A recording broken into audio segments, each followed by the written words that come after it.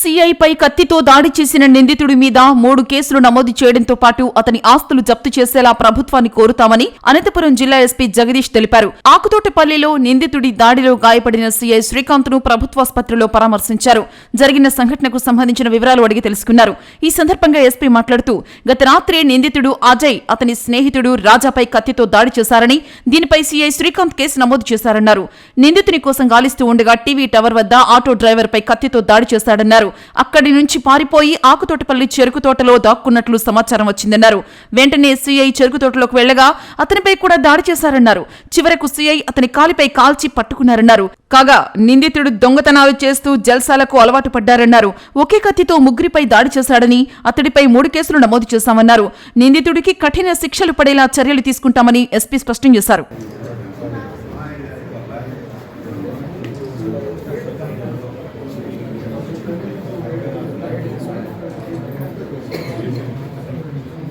రాత్రి రాజా అనే వాళ్ళు వచ్చాను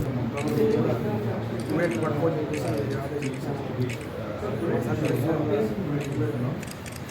నరకు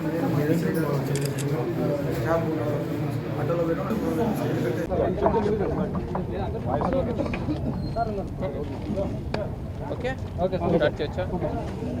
అందరు నమస్తే అండి.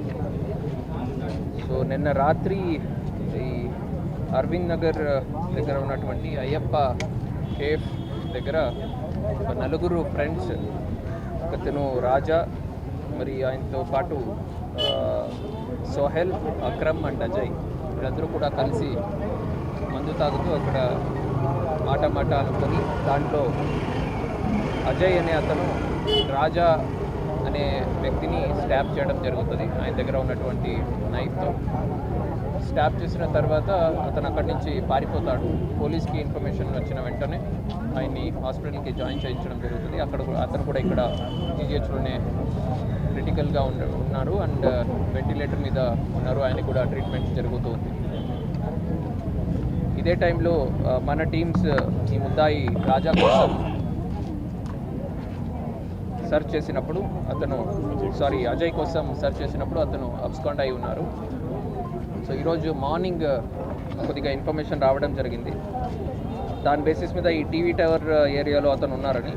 సో అప్పుడు మన వాళ్ళు అక్కడికి వెళ్ళినప్పుడు అక్కడ బాబా అనే ఒక డ్రైవర్ని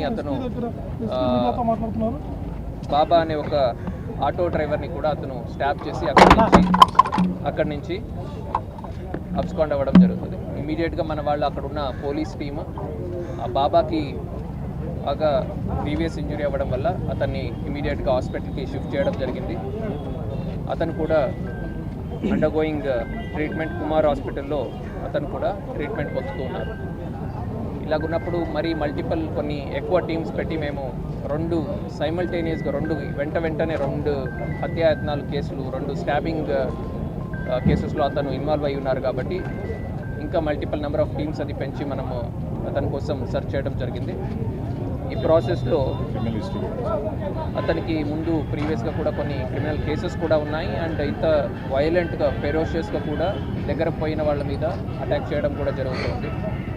సో 2 టౌన్ సిఏ గారు వాళ్ళు హెడ్ చేస్తున్నటువంటి ఒక టీంకి అతను స్పాట్ అవ్వడం జరుగుతుంది ఆకుతోటపల్లి అవుట్స్కర్ట్స్లో.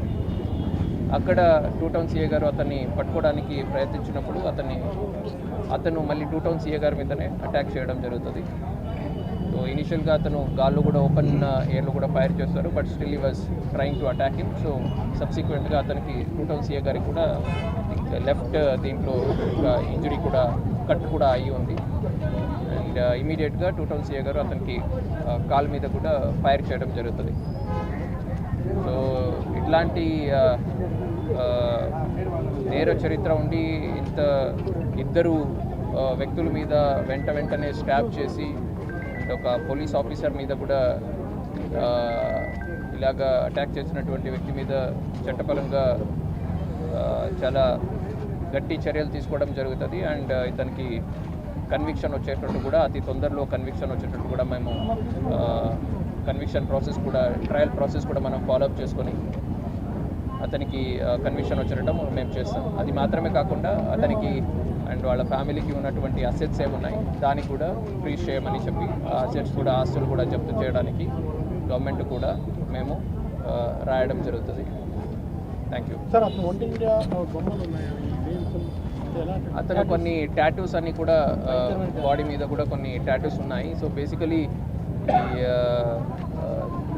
మందు తాగుతూ బయట తిరుగుతూ చోరీలు చేసుకొని 2 వీలర్స్ అన్ని చోరీలు చేసుకొని ఆ డబ్బుతో జల్తా చేస్తున్న ఒక బ్యాచ్కి సంబంధించిన వ్యక్తి అతను. సో దాని రిలేటెడ్ అతను కొన్ని టాటూస్ అన్ని కూడా అతని బాడీ మీద మాకు కనపడుతుంది. సార్ పబ్లిక్ ఏమైనా మెసేజ్ ఇస్తారు? నిన్నటి నుంచి అతను కత్తితోనే తిరుగుతున్నాడు, ఒకే కత్తితో ముగ్గురుపై దాడి చేస్తాడు కదా, ఎలాంటి మెసేజ్?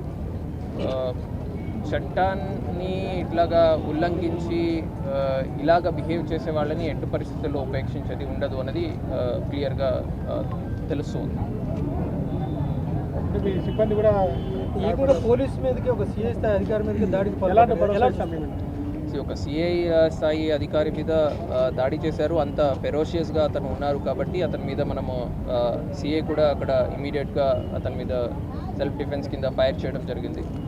మాత్రమే కాకుండా ఈ కేసులో కూడా మనము ఇప్పుడు 2 కేసెస్ ఆఫ్ 307 అన్న నైట్ ఒకటి జరిగింది, అత్యాయత్నం ఈరోజు మార్నింగ్ కూడా ఒకటి జరిగింది 2 అమాయక ప్రజల మీద. ప్లస్ ఈరోజు మార్నింగ్ మళ్ళీ ఇన్స్పెక్టర్ మీద కూడా అటాక్ జరిగింది.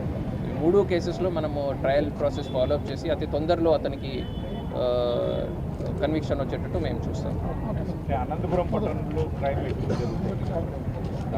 ఏ ఆధారంగా మీరు చెప్తున్నారు? గంజాయి బ్యాచ్లు ఎక్కువ. అది ఏ ఆధారంగా మీరు చెప్తున్నారు? అతని మీద ఎటువంటి గాంజా కేసు కూడా లేదు.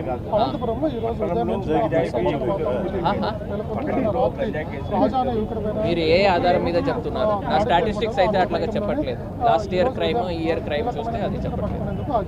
Thank you. పోలీసులు ప్రయత్నాలు చేశారు.